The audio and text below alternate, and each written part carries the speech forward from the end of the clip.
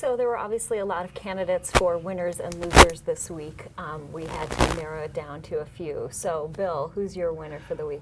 There's a guy named Justin Vernon. He's a musician, goes by the band name of Bon Iver, and his Eau Claire Music Festival announced the lineup. It's a good lineup. Chance the Rapper, Paul Simon. It takes place in Eau Claire over Father's Day weekend. It's the third year, and he's really put together a great music festival that looks like it's going to be here for years to come.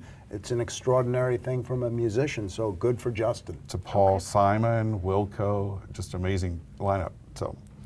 Is that your winner too? No, it's not mine. No, but there are a lot of winners this week. I mean, we could have like James White for the Patriots, a Wisconsin grad. He had a great thing. But my winner was school choice and charter schools.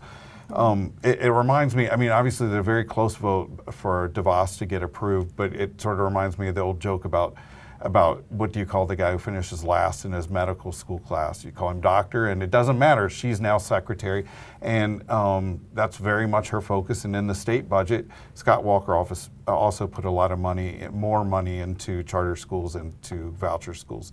So that's my winner this week. So even though she had to have the vice president come and break Again, the tie, it doesn't matter. I mean, she's secretary, right. And you know, it's now her job to do with that, you know, to do what she wants to do with it. And now my loser. Yes. My loser is the communications team for the Trump, and we could do this. We could do this almost every week since he was selected. But this week was just an amazing number of things that happened.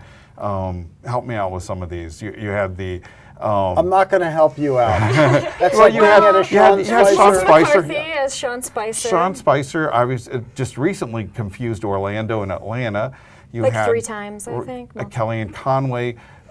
Promoting the clothing line for Ivanka, and Go buy Ivanka's stuff, I think. And was then the quote. the Bowling Green Massacre last week by Kellyanne Conway. The fact that they can't find the communications director, and then Melissa McCarthy in what was probably the biggest thing on Saturday Night Live, portraying Sean Spicer in a way that it said that it shook up the White House. So an amazingly bad week. We've reached a world of alternative facts when we have Melissa McCarthy imitating Sean Spicer being a major story and a major hit on Sean Spicer's credibility.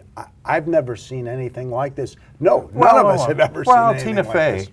Yes. Tina Fey had a similar effect. But you know, the funny thing is the ratings this time right now are higher than they were even then. It's 20 years. You have to go back 20 years for SNL to have ratings like they do now. And it's got to be a rough week for Sean Spicer when he's reading in the news about how Trump saw him as weak because he was portrayed by a woman.